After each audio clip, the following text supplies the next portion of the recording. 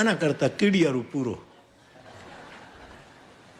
કીડિયારું પૂરો છે. પણ બધા પ્રતીકો છે, રૂપકો છે, સંદર્ભો. મન ઠીક નથી એટલે બધું. આમ આ ભીખુદાનભાઈ બધા નથી કહેતા કે આપણે તાવ આવ્યો હોય, ભયંકર તાવ 3 દિવસથી હોય, અને પછી કોઈ પુડલો ખવડાવે તો એમ થાય ગોદડું ખાઈ છે, કારણ કે મન ફરી ગયું છે. આપણને એમ થાય કે આ ગોદડું ચાવતા હોય એવું લાગે, કારણ કે મન ફર્યું છે. અને એ મનને નિર્મળ કરવા, મનનો મુકુર ઠીક રહે એટલા માટે માધાપરમાં આ કથા, માધાપર માધોપુર બની જાય એવી ઈચ્છા થાય છે. માધાપુરનું રૂપ લઈ લે એવું, કે જ્યાં કૃષ્ણ અને રૂકમિણીના લગ્ન થતા હોય, જ્યાં એનો વિવાહ થતો હોય, એવું માધવપુર બની ગયું. માધવપુર, માધવપુરનો આનંદ બહુ આવે. ધર્મેશ, છોકરા તે સારું કામ કર્યું બેટા. હો, તારા મા બાપને, તારી પેઢીઓને ધન્યવાદ છે. છોકરાઓ કેવા વાત, જોવાની કેવા કામ. નહીં તો અત્યારે તો એને ક્લબમાં જવાનું હોય, કથામાં થોડું આવવાનું હોય. આ ક્લબો મૂકી મૂકીને કથામાં આવે છે. એ કેટલું પારી ભગવત કૃપા. પણ જે અભાગી છે એ નથી આવી શકતા, એ ખોટા અર્થો કરે. એ બધું વિચાર. બાપ તો થોડુંક મનના દર્પણ વિશે જે કંઈ ગુરુ કૃપાથી સમજાયું એ તમારી સામે સંવાદના રૂપમાં મૂક્યું. હવે કથાને થોડોક આગળ લઈ જાઉં એના પહેલા આટલી સંખ્યામાં આપ સૌ બેઠા છો, ધૂન ચગાવો. ચગાવો ધૂન. હરિબોલ ભાવથી 2-5 મિનિટ સાહેબ. હો,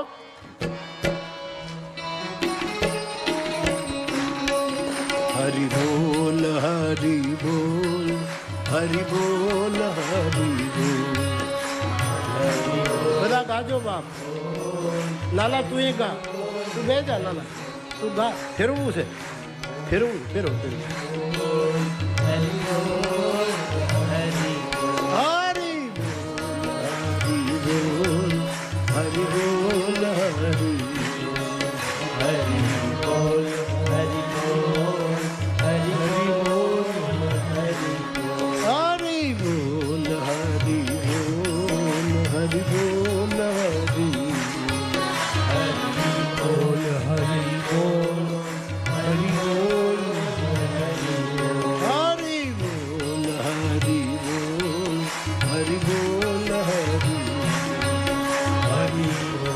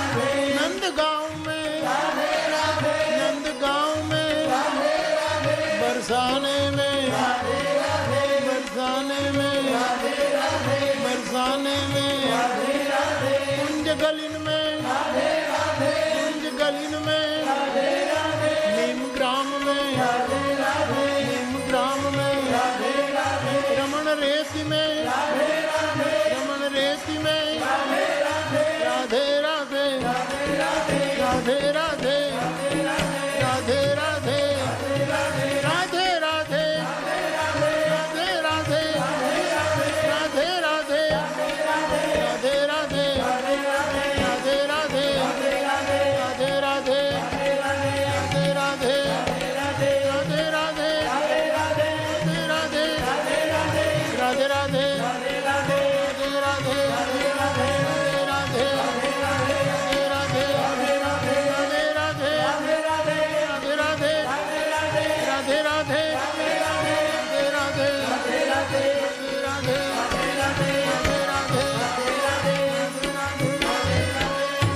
जय जय श्री राधे,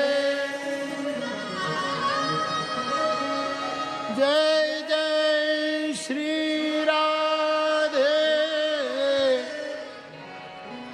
जय जय श्री राधे।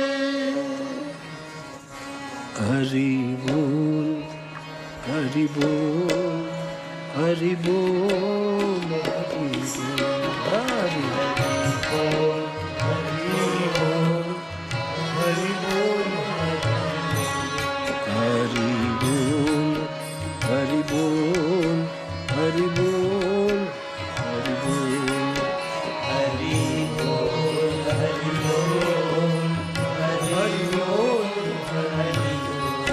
हरि बोल, हरि बोल, हरि बोल।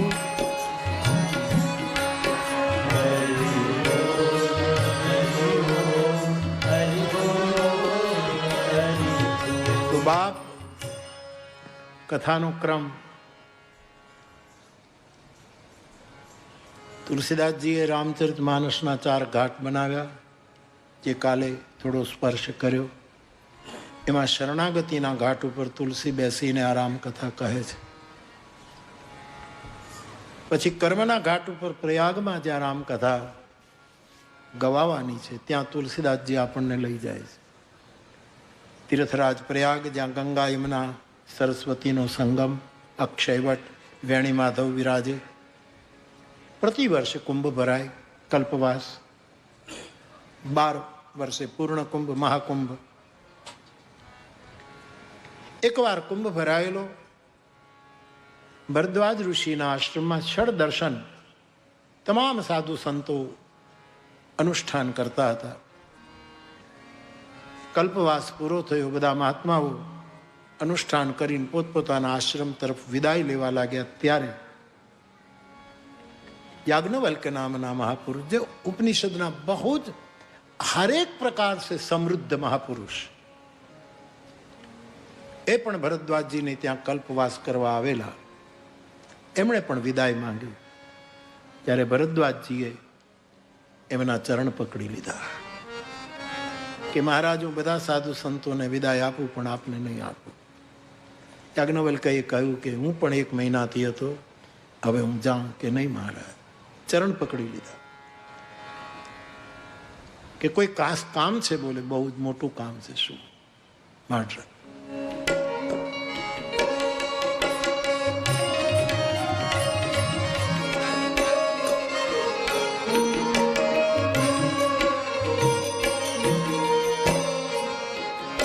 नाथ एक संशय बड़ मोरे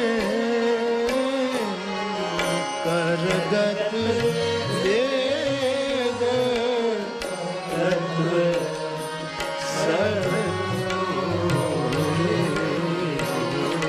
कर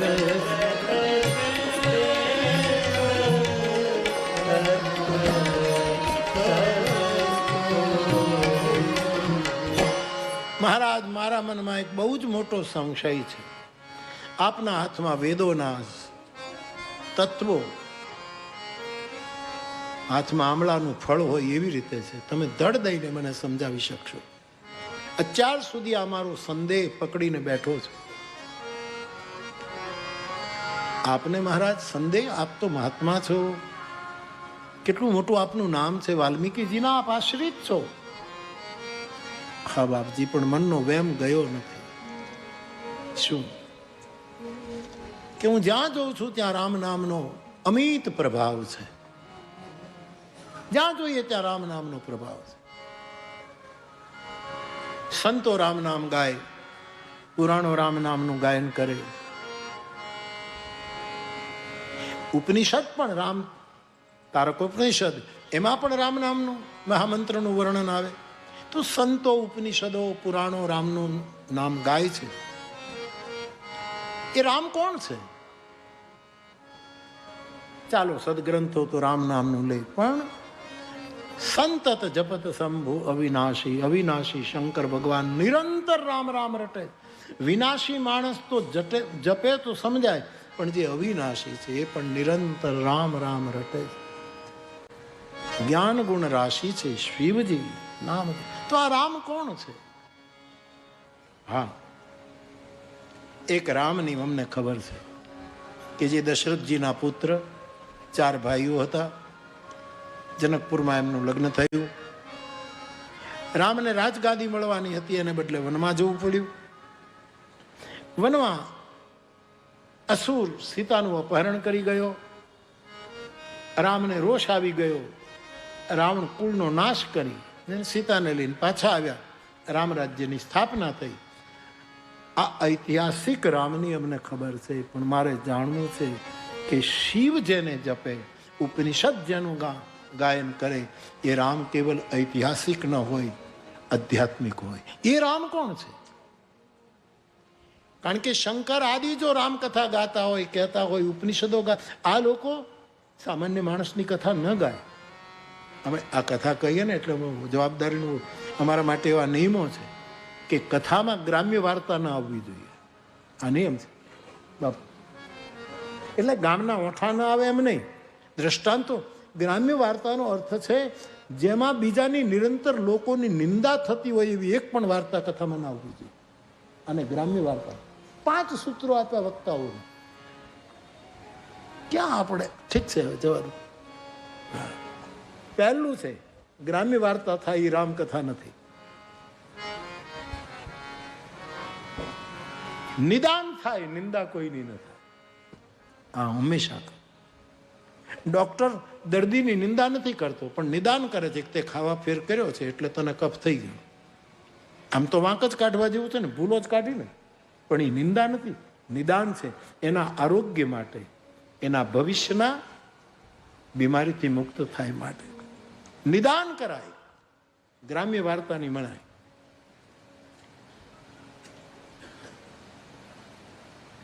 બીજું, ભગવાનની કથા એ છે જે કથા સ્ત્રી પ્રધાન ન હોય, કામ પ્રધાન ન હોય. આજ સુધી જેટલા દાંપત્ય જીવનના જે આવે છે એમાં સ્ત્રી પ્રધાન જ વાતો આવે છે. હવે ફેરવવું પડશે, પુરુષને લાવવા પડશે. બહેનોએ આમ કર્યું, બહેનોએ એવી કથાની ના પાડી છે સાહેબ અમારા શાસ્ત્રોએ. સ્ત્રી પ્રધાન એટલે કે કામ પ્રધાન નહીં, કામના પ્રધાન નહીં. ખાલી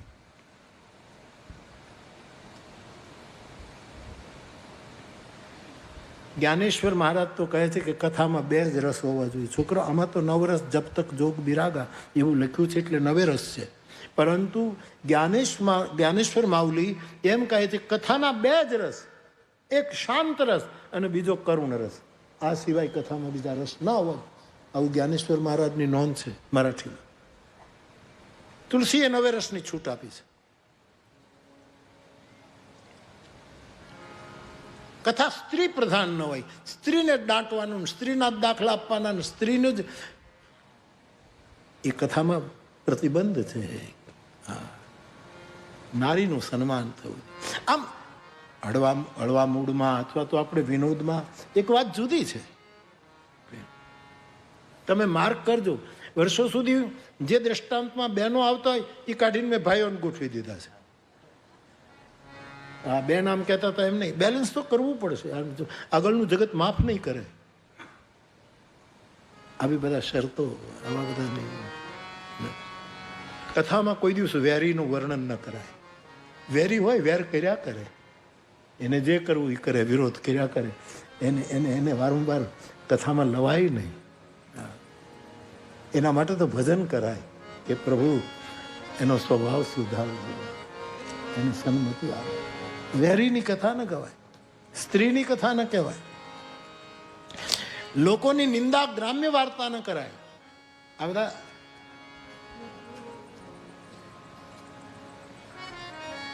કથા શાંત રસમાં ચાલે. બધા રસો ધીરે ધીરે ધીરે આવે એની મર્યાદામાં, એની સીમામાં. વળી પાછો મગન ધ્યાન રસદંડ જુગ પુનિ મન બાહિર રઘુપતિ ચરિત મહેશ તવ હર્ષિત બરને બેઠે સો કામ રિપુ કૈસે ધરે શરીર શાંત રસ જૈસે. ખાસ કર કે ભગવત કથા માટે આ બધા નિયમો છે, વ્યાસપીઠો માટે આ નિયમો છે. વેરીઓના વર્ણન ન હોય કથામાં, અર્થનું બહુ વર્ણન, ધનપતિઓના વખાણ ન હોય. એને દુનિયામાં લોકો કહે પણ જેને જેને ધર્મની કોઈ કામના નથી, ખોટે ખોટા વખાણો શું કામ? હા, એને ધન્યવાદ અપાય કે તમે સારું કામ કર્યું, બાકી એના વખાણ ન કરાય. ખાબોચિયાને દરિયો ન કહેવાય. એક નાનું એવું છોકરું નદીએ ગયું હોય, એની માની સાથે કપડાં ધોવાય, બાજુમાં વીરડો હોય ને સાહેબ, હરખો હોય, વીરડાને આમ કરીને હરખું કર્યું, એક નાનું છોકરું ઠેબુ મારે ને તો વીરડોને પતાવી દે. એમ નાની નાની વસ્તુમાં ક્ષીણતા ડૂબી જાય. એ વીરડાઓને દરિયા ન કહેવાય સાહેબ. ધનની ચર્ચા ન કરાય. આવા બધા પ્રતિબંધ આ તો અમારા માટે, અમારી સંહિતા છે. ભગવદ્ વ્યાસપીઠની આ બધી સંહિતા છે. અતિશય ઠઠ્ઠા મશ્કરી ન હોય કથામાં, નહીં, બિલકુલ મના છે. હાસ્યરસ જરૂર હોય, હાસ્ય દેવો ભવ, ક્યાંય મર્યાદા. આદિગુ બાપુ, ભરત બાપુ, આ બધા વિદ્વાનો છે, એ જ્યારે બોલે ત્યારે એના એના એના કંઈક રસક ક્ષતિ ન થાય, મર્યાદા ક્ષતિ ન થાય. દુનિયાને અમારા વ્યાસપીઠ ઉપરથી તમને કંઈક આમાં દાંત કઢાવ્યા કરવા માટે કથા નથી, તમારા દાંત પાડી નાખવા માટે કથા છે. કે જે તમે બીજાને ભટકા ભરો છો ને, તમારી દંત કથા મટાડી અને સંત કથાનું સ્થાપન કરવાનું. આટલી આટલી મર્યાદાઓ છે, મર્યાદા. એટલા માટે કથા. અને યાજ્ઞવલ્કને જ્યારે પૂછ્યું કે એવા આધ્યાત્મિક રામની અમને કથા, એના બધા જ લક્ષણો લઈ અમારા ચારેય આચાર્યો આવી રીતે કથા કરે. બધા રસોને જરૂર લે. વીર રસ આવે, અદ્ભુત આવે, ભયાનક આવે, હાસ્ય આવે, શૃંગાર આવે, બીભત્સ પણ આવે, આ બધા જ રસો આવે. પરંતુ સમ્યક રૂપે જેટલું જરૂરી હોય એટલું. મીઠાનો ડબલો 2 કિલો મીઠું હોય તો બધું શાકમાં ન નાખી દેવાય સાહેબ. નાના ઘણું છે એમાં, હું આપણે હા નાખી દઉં જેટલું મસાલા. આવું અમને અમારા માટે છે, બાકી તો એટલે બહુ ધ્યાન. તુલસીદાસજીએ લખ્યું છે, જે યહી ગાવ અહીં ચરિત સંવારે, જે પોતે પોતાની જાતને જોઈને આને બરાબર ગાશે એ જ આ માન સરોવરના રક્ષકો છે. આ માન સરોવરના એમ આપણે કહીએ ને કે ક્ષેત્રપાલ, કથા ક્ષેત્રના પાલ એના વક્તાઓ છે. ક્ષેત્રપાલ આપણે જ્યાં શબ્દ છે ક્ષેત્રપાલ. આપણે ત્યાં ક્ષેત્ર ઉપરથી ઘણા શબ્દ. એક તો ક્ષેત્ર એટલે આપણું શરીર ક્ષેત્ર, ગીતાના ન્યાય કહું તો શરીર ક્ષેત્ર, એમાં ક્ષેત્રજ્ઞ, આત્મા ક્ષેત્રજ્ઞ. કૃષ્ણ ક્ષેત્ર અને ક્ષેત્રજ્ઞની વાતો કરે, બરાબર. શરીર ક્ષેત્ર, એમાં આ જાણતલ જે અંદર જોગી બેઠો છે એ ક્ષેત્રજ્ઞ છે, એ બધું જાણે. એને શરીરની ખબર છે અને શરીરની બહારની દુનિયાની પણ, આ બ્રહ્માંડ વપુની પણ એને ખબર છે, આત્માને. આ વિશ્વ જે એક વિગ્રહ છે, એક એની પછી ક્ષેત્રપાલ. ક્ષેત્રપાલ આપણા શરીરનું બુદ્ધિ ક્ષેત્રપાલ છે, કે આ શરીરને વિવેકપૂર્વક કેમ વપરાય. બધી વસ્તુ બધું ખાઈ ન જવાય, ત્યાં બુદ્ધિ ક્ષેત્રપાલ બને. હા, અને અતિશય ભૂખ્યાય ન રહેવાય, બુદ્ધિ ક્ષેત્રપાલ. વિવેક આમાં બુદ્ધિ એ ક્ષેત્રપાલ છે. હું ન ભૂલતો હોઉં તો આ સ્વાધ્યાય પ્રવૃત્તિ જે દાદાએ કરી એમાં એ અમુક ક્ષેત્રના ક્ષેત્રપાલ ને મોટા ભાઈ ને ક્ષેત્રપાલ ને એવું ક્યાંક આવતું હતું. મોટા ભાઈ તો આવે જ એમાં. આ મોટા ભાઈ છે, મોટા ભાઈ ક્ષેત્ર એક રક્ષક. આપણી બુદ્ધિ ક્ષેત્રપાલ છે. એક ક્ષેત્રધામ હોય છે, ક્ષેત્રધામ હૃદય છે, એ ક્ષેત્રધામ કહેવાય. અહીંયા કોઈક બેઠું છે આ ધામમાં, આ ધામમાં પરમાત્મા, એને ક્ષેત્ર ધામ કહેવાય. પરંતુ બધી જ ઇન્દ્રિયોમાં વૈરાગ્ય આવી જાય સાહેબ, એને ક્ષેત્ર સંન્યાસ કહેવાય. આ બધા ક્ષેત્રની સાથે લાગેલા આધ્યાત્મિક શબ્દકોશો છે. ક્ષેત્ર સંન્યાસ અથવા તો ગીતા મોક્ષ સંન્યાસ કહી દે, બાકી ક્ષેત્ર સંન્યાસ. તો આ જે ક્ષેત્ર છે કથાનું, વક્તાઓ એના ક્ષેત્રપાલ છે સાહેબ. કે આમથી આમ જરાય ન થવાય એવું છે, એનો આનંદ હોય. તો એવા મહાપુરુષને કથા પૂછી છે કે રામ કોણ છે, અમને સમજાવો. જાગબલી કબોલે મુસ્કાન તુમહી વિદિત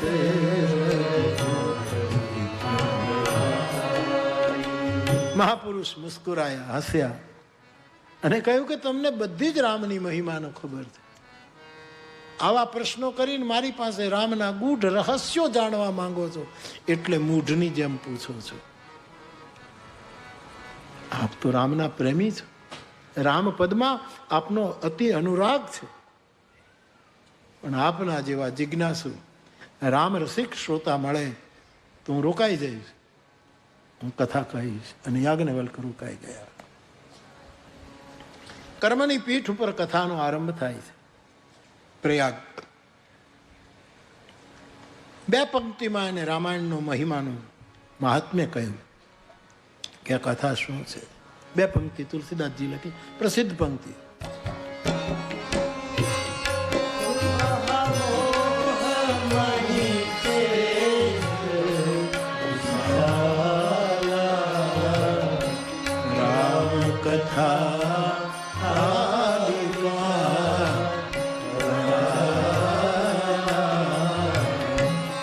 રામ કથા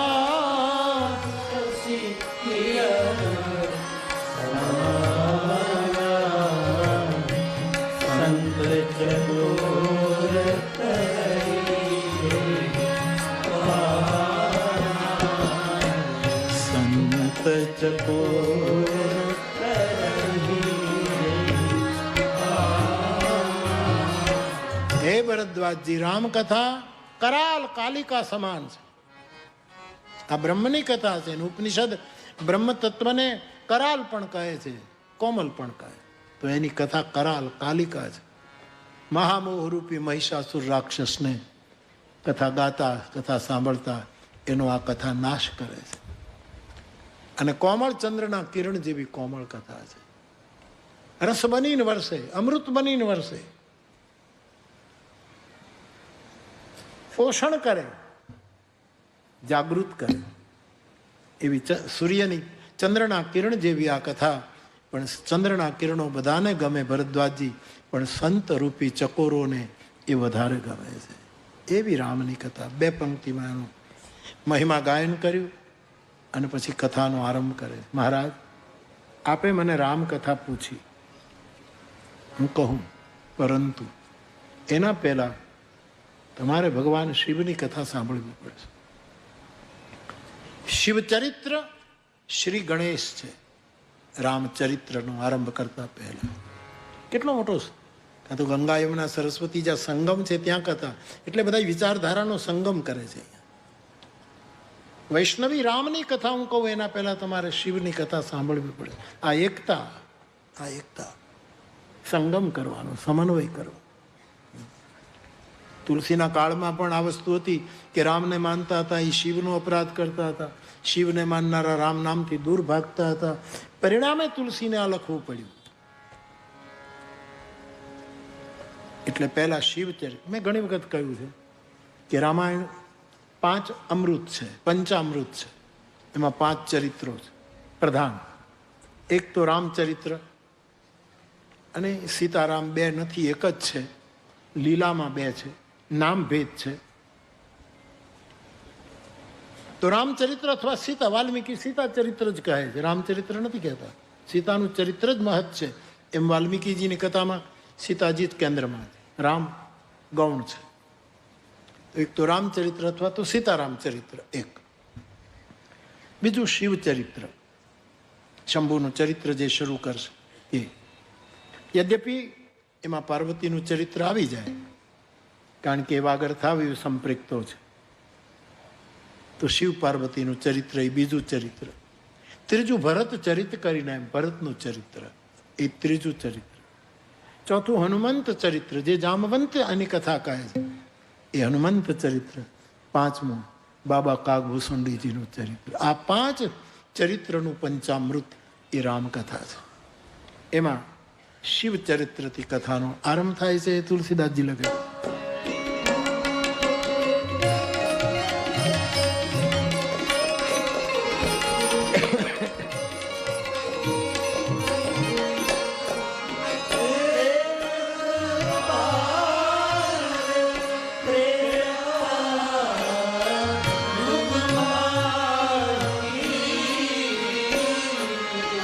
શંભુ ગયે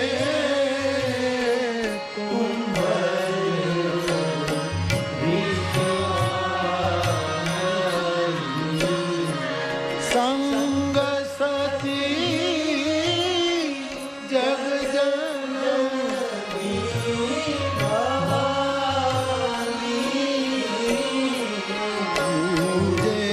ઋષિ અખિલે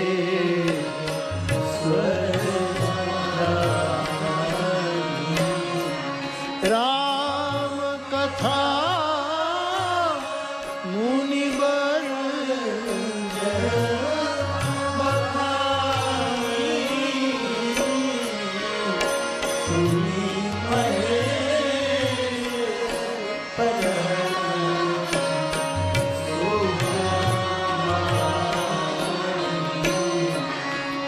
એક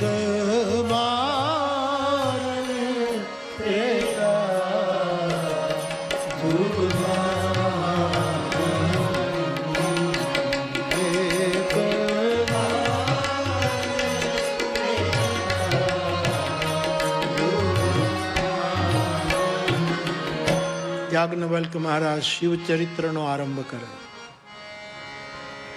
આપણી ચતુર્યુગી જે કાળગણના છે, પહેલા સતયુગ, પછી ત્રેતા, પછી દ્વાપર, પછી કલયુગ, આ ચતુર્યુગી છે. એમાં ક્રમમાં યુગે યુગે ત્રેતાયુગ, યુગે યુગે સતયુગ આવીને ઉભો રહે. એમાંના એક વખતના ત્રેતાયુગમાં હે ભરદ્વાજજી, ભગવાન શંભુ કુંભજ ઋષિ અગસ્ત્ય ઋષિના આશ્રમમાં ગયા. સાથે સંગ સતી જગજનની ભવાની સતી સાથે જ પોતાના પત્નીને લઈને ગયા કથા સાંભળવા માટે. કૈલાસથી કુંભજ આટલી લાંબી યાત્રા ભગવત કથા માટે કરી. જે કથાના અનાદિ સર્જક સ્વયં છે. મને કોઈએ ક્યારેક પૂછ્યું હતું કે કાગભૂષુંડીજીએ કથા કહી, એમાં શિવ ચરિત્રનું વર્ણન કેમ ન લખ્યું? એક મહત્વની પીઠ છે, નીલગિરીની પીઠ, તો એમને શિવચરિત્ર કેમ ન કર્યું? એને સમન્વય કેમ ન કર્યો? ભૂષુંડી રામાયણમાં શિવચરિત્ર નથી. પ્રથમ અહીં અતિ અનુરાગ ભવાની રામચરિત સર કહે છે બકાની, પછી સીધા એ બધું જે તમે જાણો શિવચરિત્ર નથી. કોઈ સરસ પ્રશ્ન પૂછ્યો હતો. મેં એને એટલું જ કહ્યું કે શંકર ભગવાન કથા સાંભળતા હતા, અને વ્યક્તિ વિવેકી વ્યક્તિ સામે બેઠો હોય ને તો એના બહુ ગુણગાન કરીએ તો એને ગમે નહીં. એટલે શિવચરિત્ર આને ઉડાડી મૂક્યું કે મારા મહાદેવને રામકથા સાંભળવા આવ્યા છે, હું એના વખાણ કરવા માંડીશ, એનું ચરિત્ર શરૂ કરી તો એને ગમશે નહીં. એટલા માટે શિવચરિત્ર કાઢી નાખ્યું. એવું લાગે છે, હોય જ એમ નથી કહેતો. હા, પણ તમને જે ઘોડા ઊભા થાય છે ને એનું મારે થોડુંક ચોકડું છે, એની લગામ છે. તમને જે પ્રશ્નો ઊભા